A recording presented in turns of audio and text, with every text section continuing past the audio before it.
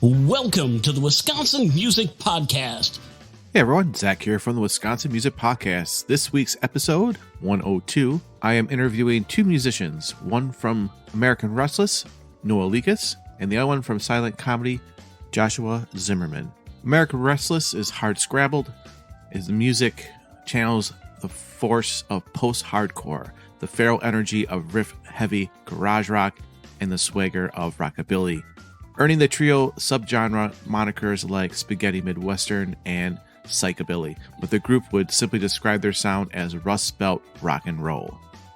As for the silent comedy, facing the trouble head-on permeates their work.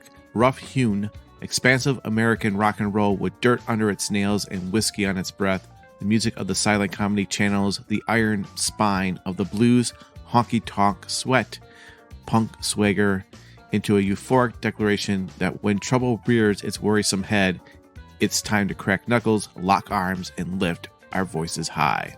They are part of a great night of music coming up on May 12th at Shank Hall, with the opener being local Milwaukee band Alley Eyes, who will be releasing their second single off of their album Things That Go Bump in the Night with the song Gone Hunting, Be Back Soon. You can check out their first release off this new album called Above the Neck on all streaming services. So come on down to Shank Hall on May 12th. I'll be there as well. Come say hi to everyone involved in the show. Have a great time. Let's get right into the conversation with Joshua and Noah.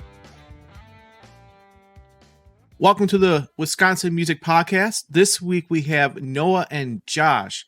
Josh is part of silent comedy and Noah is part of American Restless. They are going to be playing a gig at Shank Hall on May 12th with Milwaukee band Alley Eyes.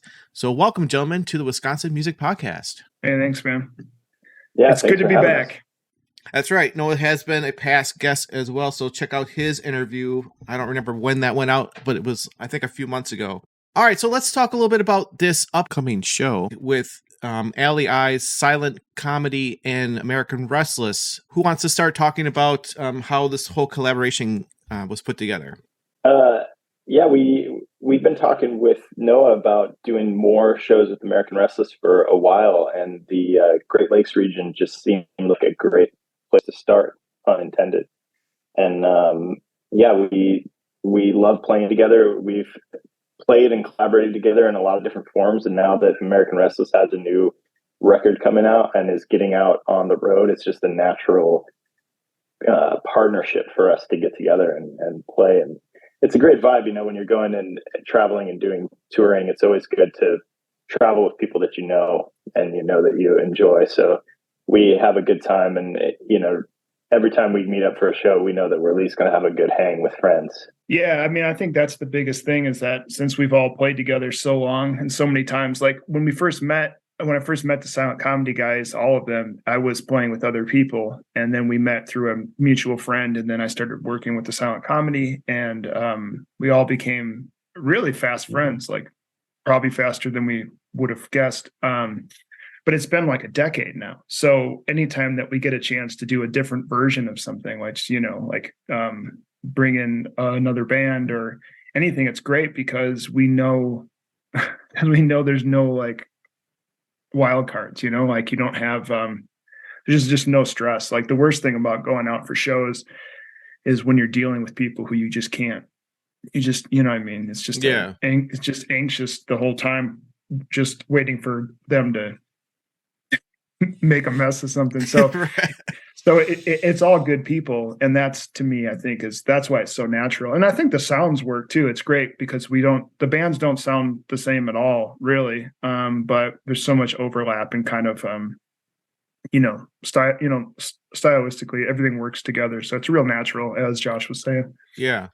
Now, I was listening to the new release from American Restless, Cadillac Head. Do you want to add a little bit of more information on that song and the vibe of that? Do you remember recording that? Do you remember recording that with me? I thought it sounded familiar. I was this sounds familiar. Yeah. So like it's 10 years ago or more, I had a real rough demo version of that song, and we recorded it at your studio in Kenosha. Yeah. With with my brother Josh, and Yeah. then we did Zach Stacy came and sang some backing vocals on it, and we recorded it. And I still remember because your dad had all these like Marshall cabinets at the time, Yeah, right. and so we plugged in like 4 cabinets and just cranked the guitar. Do you remember doing this? Yeah. And it was so much fun. And but yeah, it was a real early demo version. So we finally got that song, and really largely because of Jer from the Silent Comedy, who produced the record. Yeah. Jer really stepped in and was like, had some really good production feedback to give us. Ian playing bass really helped rework how the songs, because the way I demoed it, there was no bass on it. So it really just came full circle, changed a few of the lyrics. And now it's finally, I feel like it was finally finished because we recorded just like a demo, and it's funny, some of these songs. And I know that the Silent Comedy's got some of these songs too, where it's like, it just takes a decade or something to get it right. And it's such an interesting process, especially in a culture where we love like,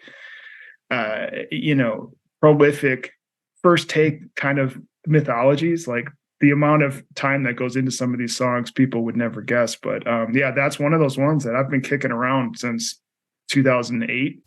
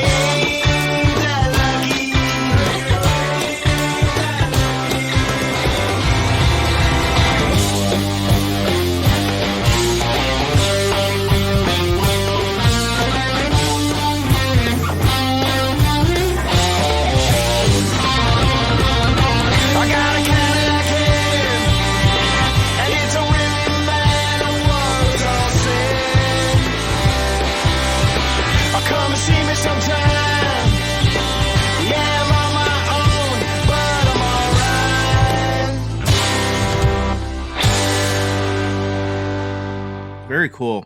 And then for Silent Comedy, you guys have an upcoming album coming up, correct? Yeah, so we're reissuing our last full-length record, Enemies Multiply, on vinyl, because we did a limited edition run initially on vinyl, and that's been out of print for a while. So we decided to reissue it. It's coming out April 14th, and we're doing kind of a bit of a different release for this, where it's going to be available in more brick and mortar stores and whatnot. So it's kind of nice to have a wider group of people have access to it. And it's the record that we made in a really difficult time in our lives. And so we also made a full-length documentary film about that period and about kind of what happened with the band. We took a hiatus for a number of years and no one really ever knew why that was. And so we decided to make a film about it, and it premiered at a film festival in California a couple of months ago, and then we're re-editing it, retooling it, and it's going to be rolling out a bit more at the end of the summer in different festivals. So it's an interesting period of time where we're kind of looking back at our history and our story, and then we're also writing and recording new music. So it's a mix of the two right now.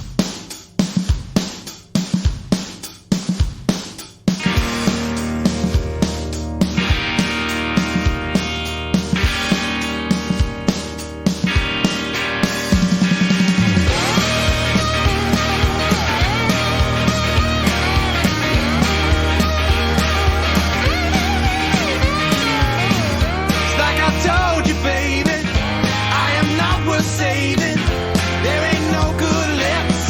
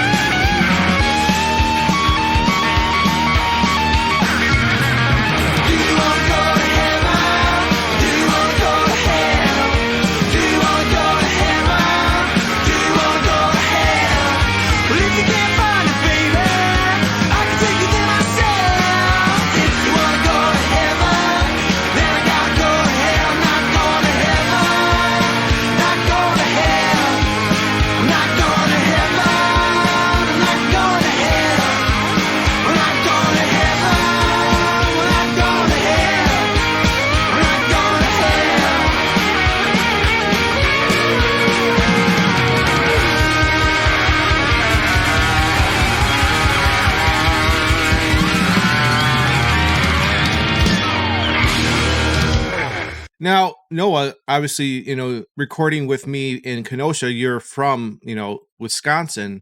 Josh, where are you originally from? Oh, goodness. Get ready. I was born in Carson City, Nevada, but my family has lived all over. So it's kind of hard to say, but I mostly grew up in Southern California. Okay. But in between there, we traveled the world and lived in Southeast Asia and different stuff. And so, yeah, we're kind of from all over. And my brother was born in Alaska. We don't have like one defined home, but mostly Southern California for the most part. Okay. So we have Midwest and the West Coast coming together for this great concert in Milwaukee on May 12th at Shank Hall. Let's change this up a little bit and kind of get your perspectives on some things that I like to ask questions of my guests here. And, I know, Noah, you've kind of answered these already in your past interview, but maybe more Josh can, add up into this.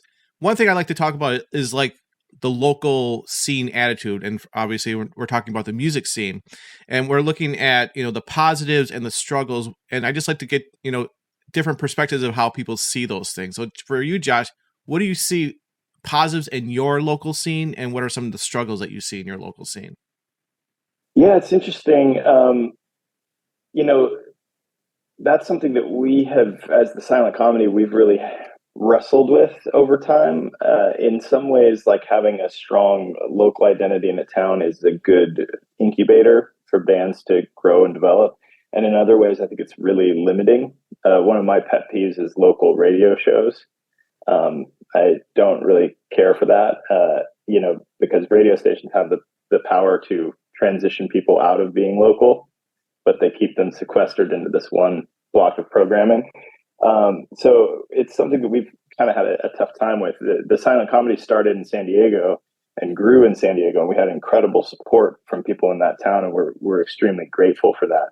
And that helped us to evolve the show and grow and feel things out as we started to go from stages to stages in that town, and get bigger. But we started touring really quickly also, and the road show of the band, also did a lot to make it grow. So it's interesting to think about that from our perspective. Is we're really grateful for the local scene that we had. And we had some amazing bands that were kind of peers of ours, or a little bit further along than we were, who we played with a lot, Transfer and Dirty Sweet, and different bands from San Diego, Little Hurricane, who we all were kind of like a class together at the same time.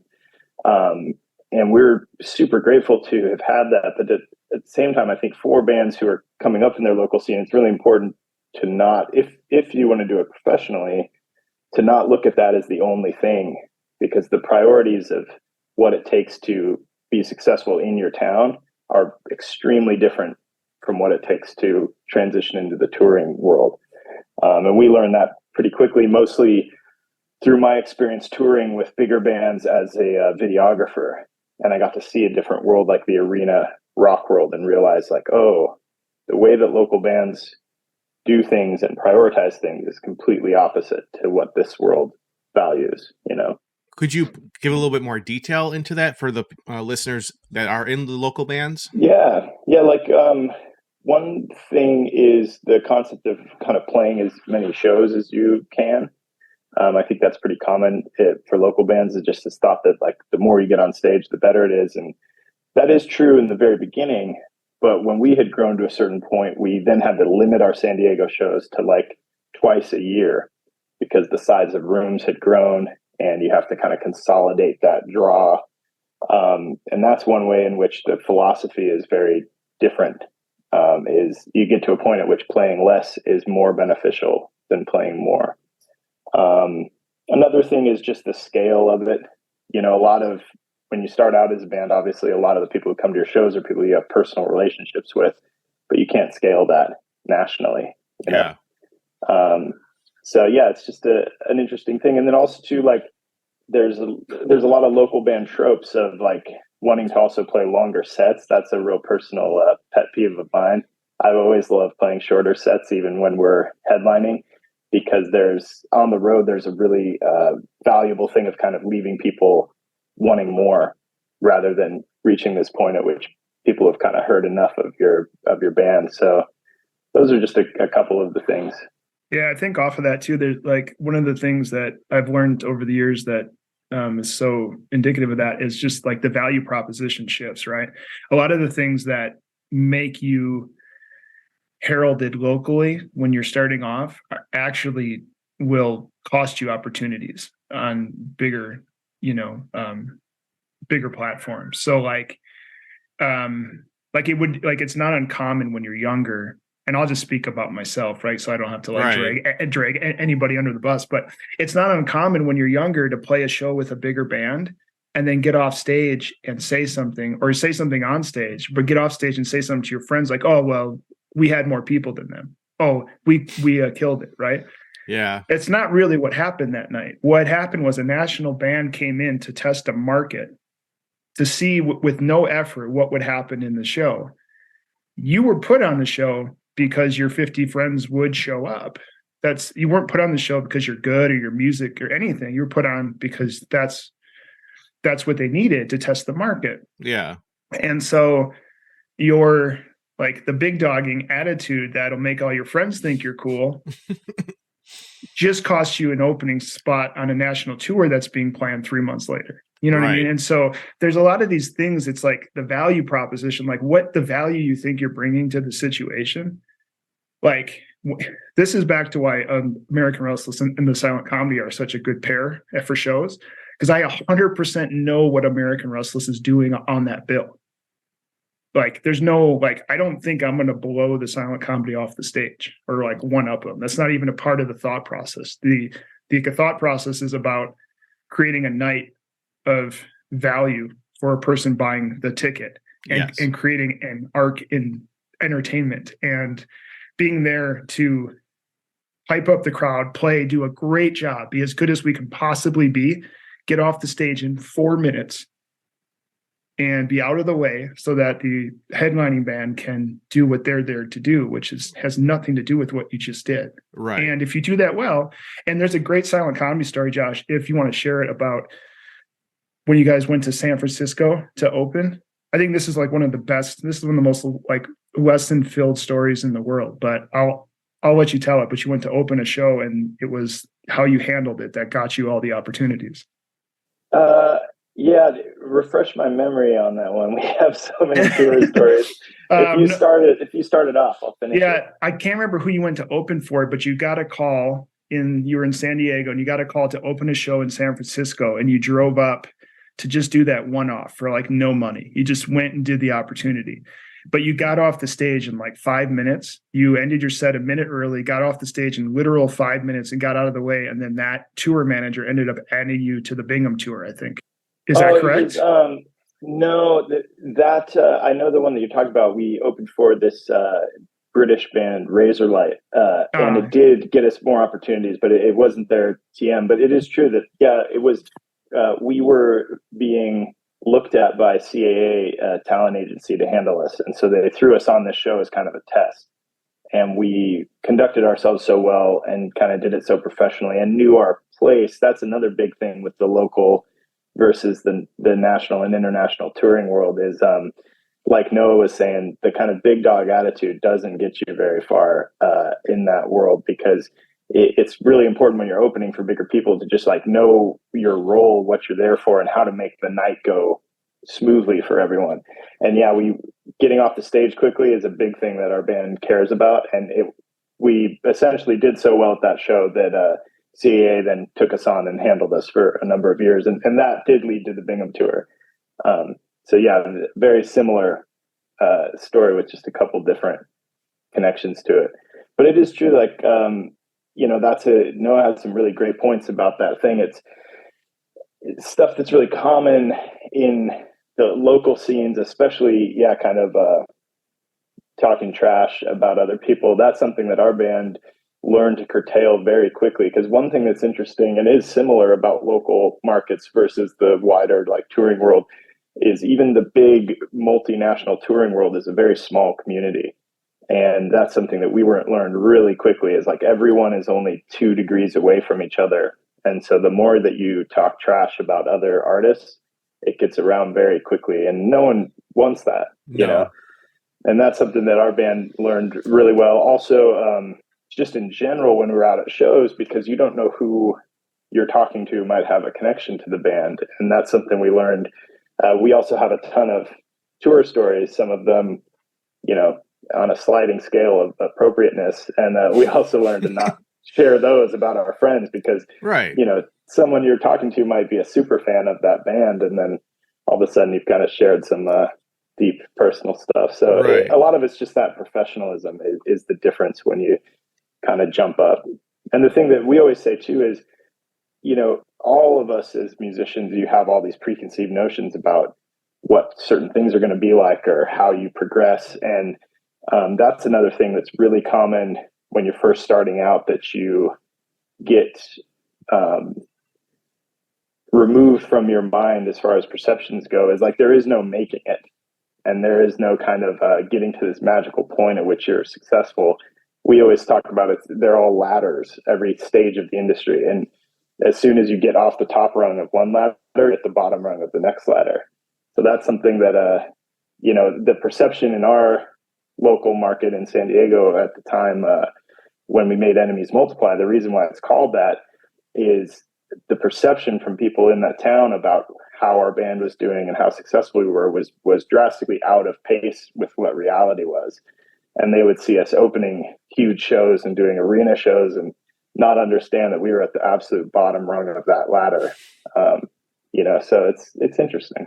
Yeah. Well, and I think that the money too, I think people have these weird ideas, like, you know, like you can play a very big show as an opener for $150. Yeah. You know, like a very big show, like ones that some of the tickets are $150, you know, right. It's like the money that, you know, it's every time that I see something like in the news or like some like hot take about some like artist selling out or something, I always just wish they would just post the financials.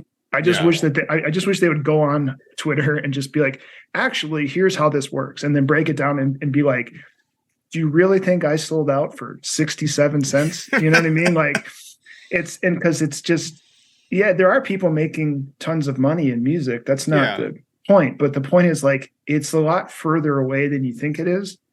And a lot of your favorite musicians, there's a reason why they're offering guitar lessons on Zoom and different things, because it's just, you're always starting a new ladder. Right. Yeah. And like, making a living as an artist has always been difficult, you know, and this period of history is no exception. And it is true that, you know, the music industry has largely collapsed in the last 30 years. So, you know, the stories that a lot of us were raised on of the heady days of rock and roll kind of controlling everything, it's just not that world anymore. No. So it's interesting. There are a lot of lessons to learn. And then at the same time, and something that we deal with in our documentary is, at the same time, it's also some of the most amazing experiences you could ever have, and some of the highest highs that you could experience just as a person. And some of the most fulfilling things we've ever done in our lives were through the band and through our touring. And so it's always that contrast, you know, but it's certainly not an easy life. And that's something that I would like to tell people always when we have conversations about it. In San Diego, when we had kind of transitioned into touring nationally and internationally, there were a lot of younger people who would ask kind of advice and whatnot, because from their perception, we had like made it. And that's one thing I would just always tell them is, it's an extremely difficult lifestyle, no matter how successful you are, you know. And our friends who do the arena thing, it's still grueling, and it has challenges. And when every new ladder that you jump to, it has all the same challenges as when you're doing local bar shows, but they all just get bigger. So both sides of the fence get bigger. The highs get bigger, and then the lows get lower also. So it's an interesting life, and that's why a lot of people don't do it. You know, it's not for everyone. Right. I mean, it's got to be one of those things where you wake up every day saying, "This is the only thing I really want to do." This is my, it's not a hobby. You know, you can play music as a hobby, but if you want to dedicate your life to it, it's got to be something that there's nothing else that you want to do is pretty much it. Yeah. I think though you also have to be really careful because there's this whole like Instagram music influencer productivity junkie culture, which is like, you got to get up and hustle every day. You got to make your music. Like, it ain't that either. No. Like, you don't need to get up at 5 a.m. and practice scales. Like, that's not the point is that you got to treat it like it's any other career. Like, if you work at if you own a coffee shop, right? Like, let's say that there's a coffee shop called the Silent Comedy and Josh runs it. Who is he going to hire to work the counter? Is he going to hire somebody that he likes who does a pretty good job, or is he going to hire the best barista in town who he can't stand talking to? He's going to hire the guy he likes who does a pretty good job. And that's all we're all doing. Like, I had a musical mentor tell me once, and it hurt my feelings at the time, but he told me once, he said, you're not here because you're playing. You're here because of who you are. So just chill out. And it hurt my feelings at the time. I was like, well, but no, like I'm good at this, right? You know what I mean? Like, don't you see, but it took me a year or two after that to realize like, oh yeah, it's not really that, like that's not really the thing. It's like, you have to be a certain amount of good. Right. But you'd be surprised how bad at music a lot of your favorite, like a lot of people in your favorite bands, you'd be surprised how unproficient they are on their instruments. Like there's all these other things. There's the chemistry of the people together. Like, again, back to why would we go do shows together? Because we would go play together. So yeah. Luckily, the people in my band could just be in the Silent Comedy. They all fit in the same. So like everyone could just be one big band and we would be okay. So that we're going to go do shows. And so it's just that point too, That's the biggest thing that we always talk about with the kind of local band difference between a lot of the people you see as you start touring more and more. Is there's a really pervasive thing with musicians of a thought process that if you just become the best at what you do, then doors will kind of like magically open for you and people will recognize your talent and give you opportunities because of your talent. And that couldn't be further from the truth, by and large, like especially in the larger scale touring world, the opportunities that people get and how successful they are in the business has almost nothing to do with musical proficiency. It largely has to do with personality, and then more and more in the new world, it has to do with essentially just being a celebrity yourself and having a certain kind of ineffable star power and draw that people are drawn to. Because now in the modern industry, people start out as social media influencers and they become a music brand. It usually doesn't happen the other way around. But yeah, for us, like touring wise, we had a friend's band who became friends with another group that went on to have enormous success, and they did 17 world tours with them in arenas just because those guys liked this other band. They felt comfortable with them. They felt comfortable having them around, backstage. And that's the way that those things happen. And it's, we used to get really frustrated when we were in that local zone, really wanting to break out and tour, and how hard it was to get support slots with other bands. We kept being like, oh, this band will only ever take their friends out on the road. That's so frustrating. We just want a chance. And then as soon as we have an opportunity, we just want to take our friends on the road too. Right. Because everyone will have more fun, Yeah. Yeah, and that's the thing. It's like we're looking forward to these shows in May. They've been in the works for a long time, and we've been looking forward to it for a long time because we want to hang out with our buddies.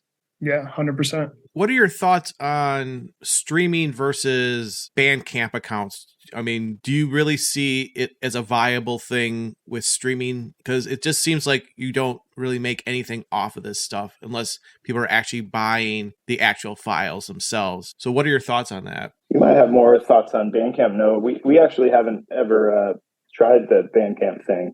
Bandcamp is good because it functions like a Patreon or something. So and you can pay what you want. So even when we announced the new record, we had couple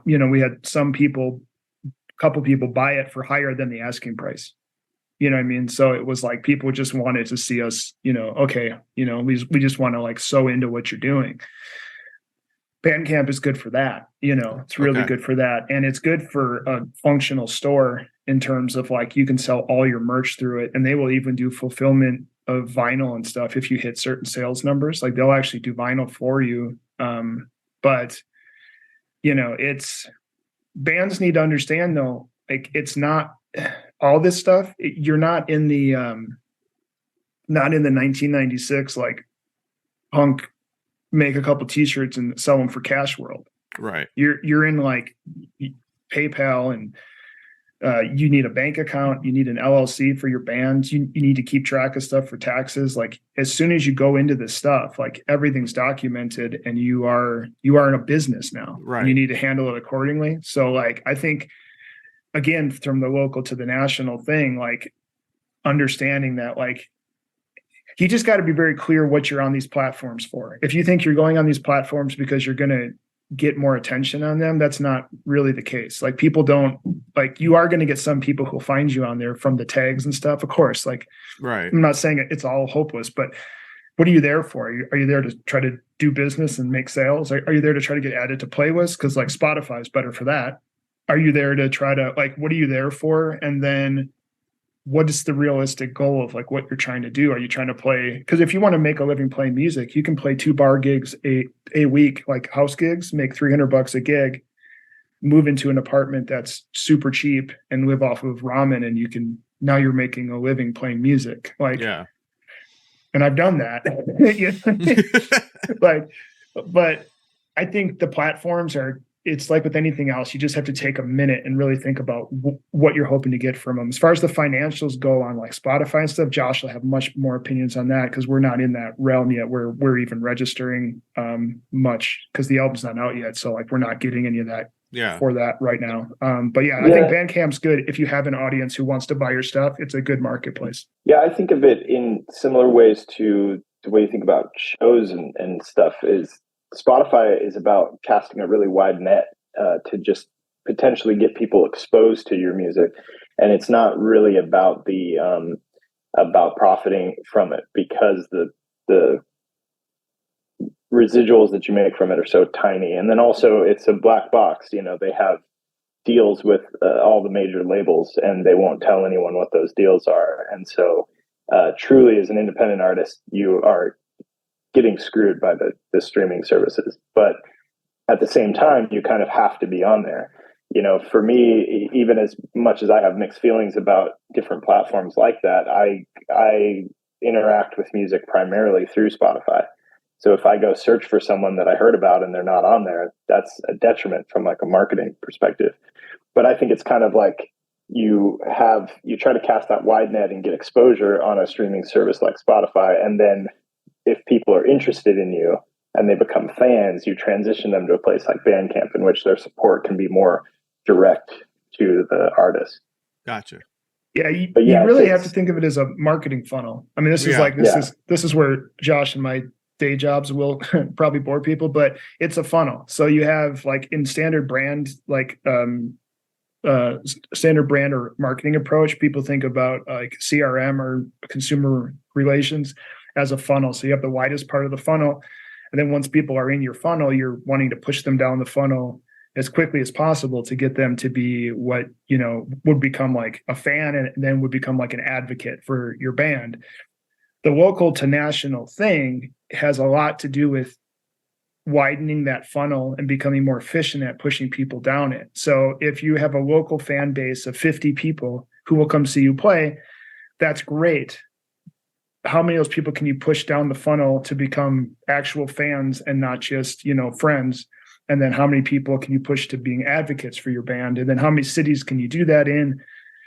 What's the secret to doing that? It has so much to do with relationships. And some bands are terrible, but for the most part, like the great bands and the really good bands and the okay bands, it's a game of inches. That's the difference. It's not, and a lot of it's experience. It's not even potential. It's like the silent comedy, part of why the band is so good, I think, is because of the stage time it's had. You know what I mean? It's like the show. I'm lucky. I'm the only person in the band who plays with the band who's gotten to see the band. Yeah. Right. Like I've gotten to stand in the audience and see it. So I was like, wow, I really like this band. And then I got the opportunity to play with them. And I almost wish everybody had that experience because it teaches you so much about like, just what it is that is resonant about what you're doing, Right. Yeah, I wish I could stand in the room and watch our band. I've tried, but I still have my bass on. I think some musicians are like that. They like their band so much they would like to sometimes just like, can I take a time machine or something and just go see myself play this certain gig or something like that? Just kind of get that kind of experience. I need a confessor. Someone to hear my sin. I ain't learned my lesson. I wanna do it again. I won't pay no pennies to get clean my hands. No sins forgiven before the fight begins. Now the fight begins.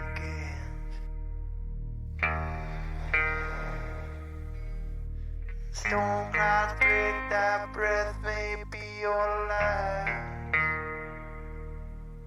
When the fire rains down, will you best just shield your head? Shield your head.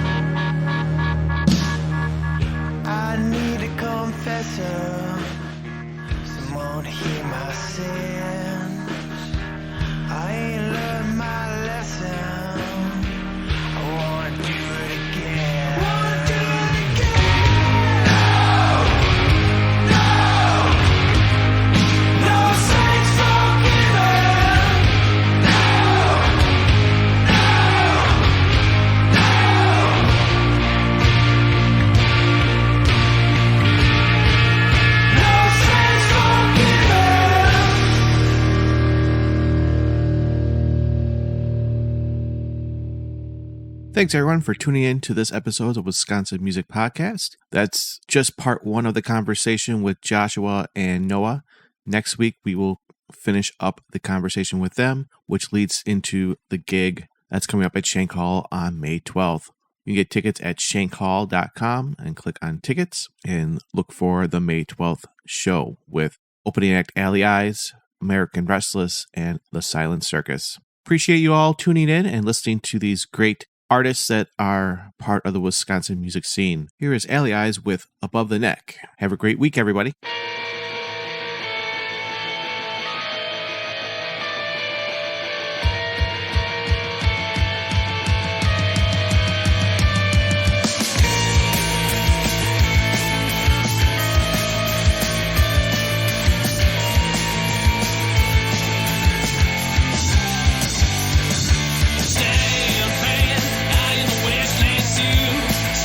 Sleeping through my hands, eyes turn, ashes to earn, and it's